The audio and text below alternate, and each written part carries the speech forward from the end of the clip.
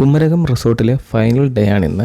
അപ്പോൾ തലേന്ന് രാത്രിയിലത്തെ പ്രസൻറ്റേഷനും അവാർഡ് ഫംഗ്ഷനും എല്ലാം കഴിഞ്ഞ് രാത്രി നല്ല കിടുക്കാച്ചി ഒരു DJ പ്രോഗ്രാം ഉണ്ടായിരുന്നു. അപ്പോൾ DJ പ്രോഗ്രാം എല്ലാം കഴിഞ്ഞപ്പോൾ തന്നെ ഏകദേശം 12 മണിയായി. ശേഷം നമ്മൾ ഭക്ഷണം എല്ലാം കഴിഞ്ഞ് നേരെ നമ്മൾ റൂമിലോട്ടാണ് പോയത്. പിറ്റേന്ന് രാവിലെ നമ്മൾ പുറത്തിറങ്ങി. ഇന്ന് നമുക്ക് 11 മണിക്ക് ചെക്ക് ഔട്ട് ഉള്ളതാണ്.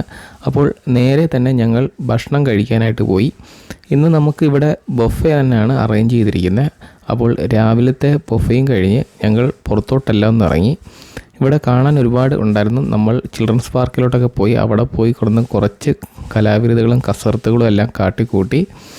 ശേഷം നമ്മൾ നേരെ തിരിച്ച് റൂമിലോട്ട് തന്നെ പോകാനിരുന്ന്. ഇന്ന് 11 മണിക്ക് ചെക്ക് ഔട്ടുള്ള ദിവസമായിരുന്നു.